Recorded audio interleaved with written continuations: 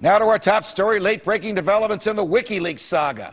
Word tonight, the website's founder, Julian Assange, may be arranging for a meeting with British police. Joining me now by phone, Mark Stevens, Julian Assange's lawyer.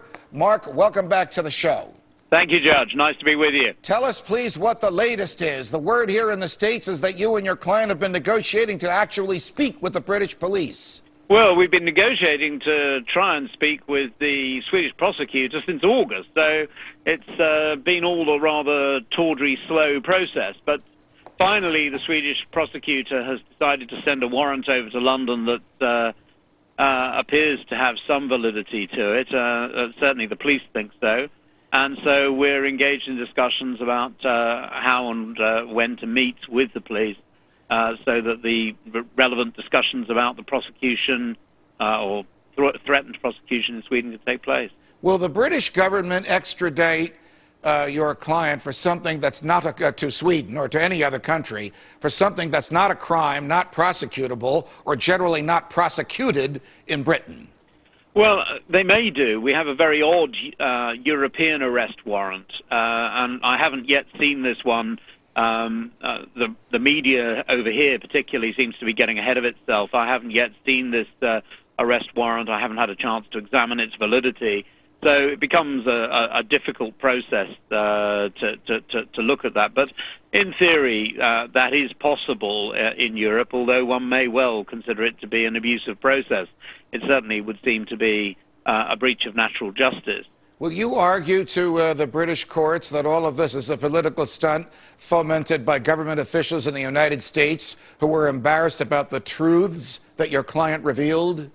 It does seem to be that there are governments afoot, not just the Americans, but a number of them that have been embarrassed by the truth that's come out. And that is the most important thing, is that this is true journalism. This is journalism where the truth, the unvarnished truth, is being revealed. And we see that news organizations are revealing that governments are saying one thing in private and a completely different thing to their electorates. And, of course, the place they pay for that is at the ballot box. Your client seems defiant. I mean, we received word this weekend that he has some kind of insurance document or poison pill that he'll release if his site is totally disabled or if he's arrested. Supposedly this information has some secrets about Guantanamo Bay or BP or Bank of America or other targets. I want you to hear what the Attorney General of the United States said about this, and then I want to get your response. Take a listen, Mark. Sure. We have a very serious criminal investigation that's underway, and we're looking at all of the things that we can do to try to stem the flow of this information.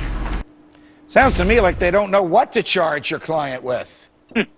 Well, I think that I'm as stumped as they are. But the reality here is that I think that the journalists, the many thousands of journalists across the world that work at WikiLeaks, understand that this information is of enormous not only political moment now, but also social historical relevance. And they want to be sure that that information comes out. I mean, as of yesterday, only 261 of the 250,000 cables had been released. And there's obviously much information that ought to be gleaned from them. I suspect that once we've exhausted the sort of news stories, if you like, there will be a lot of theses and doctorates by academics as they pour through this raw material, which is a sort of unique learning space. Right. Mark, will Julian voluntarily surrender to British authorities and ultimately to Swedish authorities if the courts so order, or will he stay in hiding or go on the run or seek to escape them?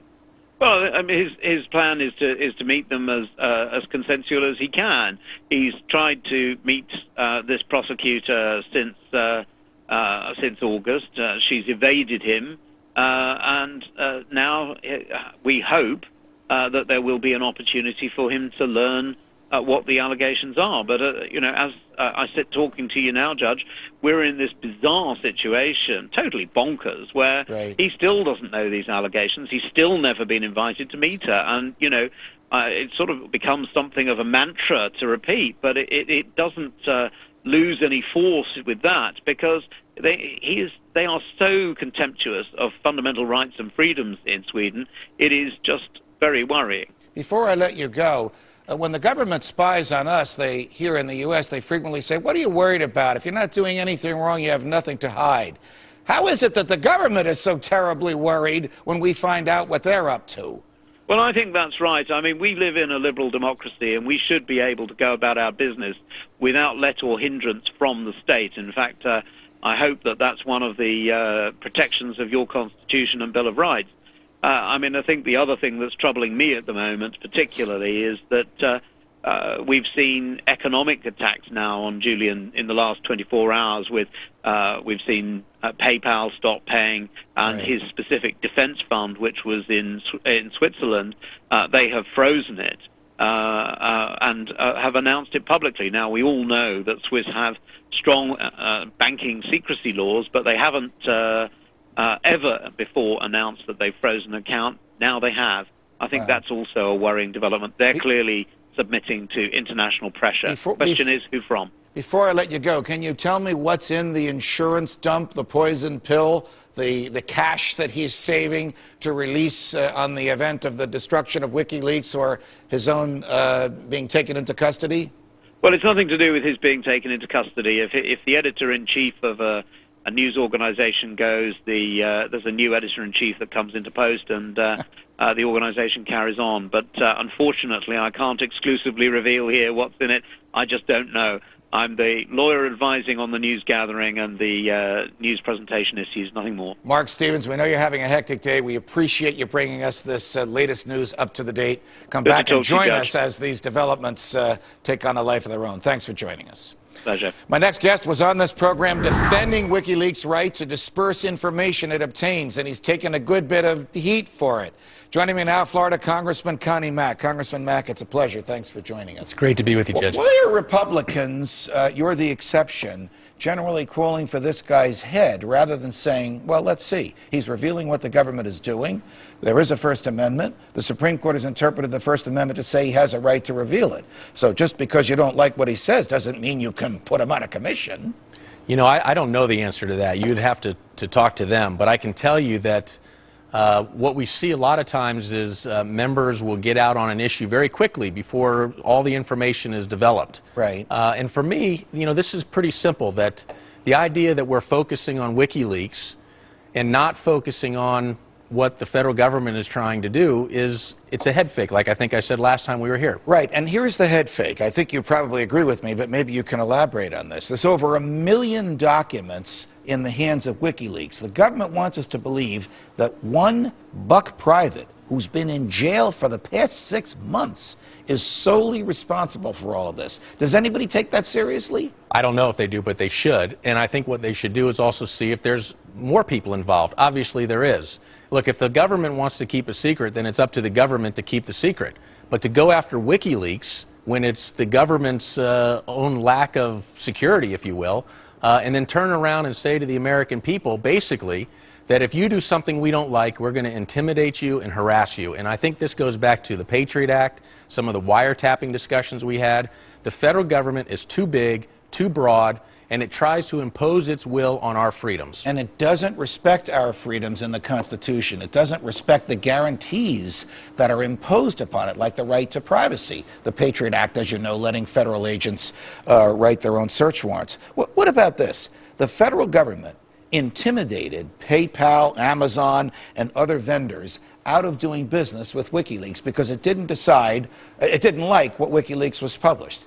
And some people are applauding that. Well, could the same federal government intimidate the people who sell ink to the New York Times or to the Wall Street Journal and say, we don't like their editorials, so don't sell them ink so they can't print? I mean, how far will the government go? How many people would stand up and applaud that? You know, this is exactly the point. This is why I think the people are not really understanding what's happening here.